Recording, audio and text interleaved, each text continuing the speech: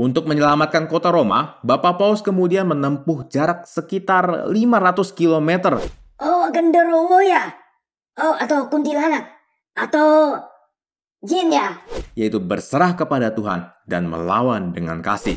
Halo teman-teman semua, welcome back to Rock Riwayat Orang Kudus edisi 10 November.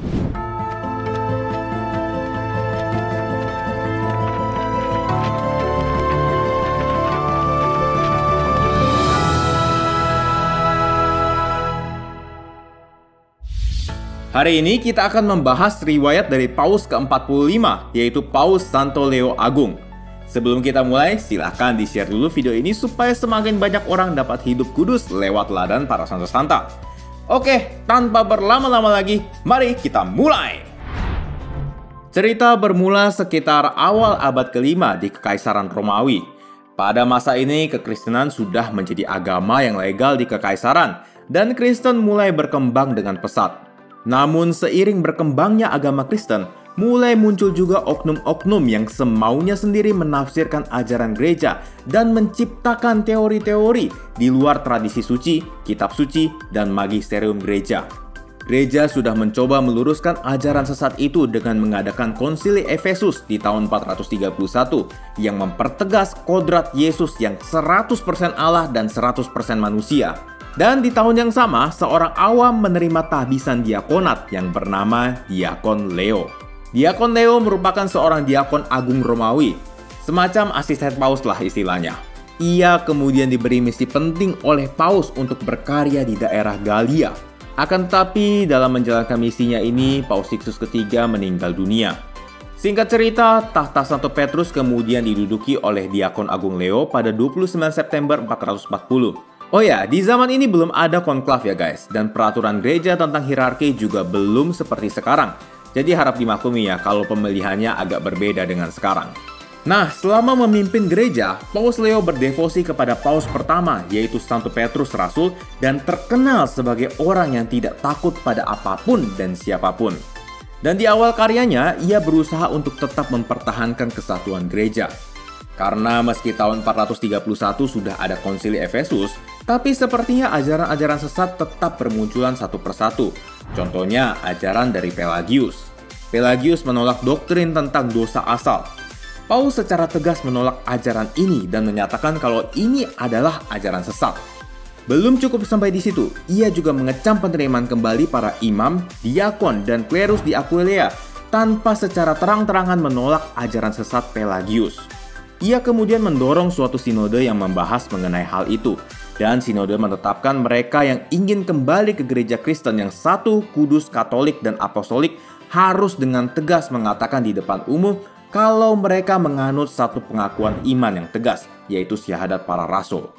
Bukan hanya Pelagianisme, ia juga melawan dengan keras ajaran Manikianisme, Priscillianisme, Nestorianisme, dan Monofisitisme yang mengatakan kalau Yesus hanya punya satu kodrat. Semua ajaran sesat ini kemudian diluruskan lewat satu konsili yang bernama Konsili Chalcedon di tahun 451. Ketegasannya ini bukan berarti beliau orang yang berdarah dingin loh guys. Dia tetap membuka tangan bagi mereka yang menyesal dan bertobat dari ajaran sesat itu, serta mengajak umat untuk berdoa bagi mereka. Paus Leo juga terkenal dengan kehebatannya dalam berdialog dengan para pemimpin barbar. Waktu itu di tahun 452, seorang pemimpin bangsa Han bernama Attila ingin menginvasi Italia, dimulai dengan menjarah kota Aquileia dan mulai menuju Roma. Hal ini menimbulkan ketakutan di tengah penduduk Roma karena mereka tahu kalau bangsa Han setelah menjarah lalu membakar kota dan membantai penduduk-penduduknya. Untuk menyelamatkan kota Roma, Bapak Paus kemudian menempuh jarak sekitar 500 km ke Peschiera menggunakan kuda tanpa strategi apapun. Yang ia lakukan hanyalah berserah diri kepada Tuhan. Ajaibnya, setelah mereka bertemu, Attila yang barbar dan kejam itu ternyata tidak terbiasa menghadapi kelemah lembutan dan kerendahan hati dari Paus Leo. Ia bahkan tidak bisa menatap mata Paus guys. Attila lalu takluk di bawah cinta kasih Paus dan mengikat perjanjian damai dengannya. Dalam perjalanan pulang, Attila mengakui bahwa ia melihat dua sosok yang sangat besar mendampingi Bapak Paus. Teman-teman kira-kira bisa tebak gak siapa dua sosok itu? Oh, genderuwo ya? Oh, atau kuntilanak? Atau jin ya? Bukan. Tapi dua sosok ini diyakini oleh umat beriman sebagai sosok Rasul Petrus dan Paulus yang kepadanya Paus Leo berdevosi. Nah, tapi ternyata bukan cuma peristiwa itu loh guys. Paus juga pernah mencegah penyerbuan kota Roma oleh Genseric, pemimpin kaum Vandal yang barbar. Paus bertemu langsung dengan Genseric di luar tembok kota Roma dan memintanya untuk mengurungkan niatnya. Meskipun Genseric dan pengikutnya sudah sempat menimbulkan kerusakan dan beberapa korban, akhirnya mereka setuju untuk mundur dan mengurungkan niat mereka. Kisah gemilang Paus ini akhirnya ditutup tanggal 11 April 461, dan hingga saat ini ia adalah salah satu dari 4 Paus yang dijuluki Agung atau The Great, yaitu Paus Nikolas Agung, Paus Gregorius Agung, Paus Yohanes Paulus Agung, dan dia sendiri.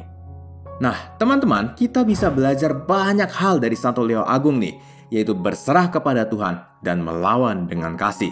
Wits, keren ya. Gimana sih emang maksudnya? Misalnya ya, kita pasti pernah dong ada di posisi yang disudutkan oleh orang lain. Mungkin difitnah atau dituduh yang macam-macam. Kira-kira nih, apa respon kita? Kecewa lah ya pasti, sedih, marah, atau juga ada yang ingin melawan balik.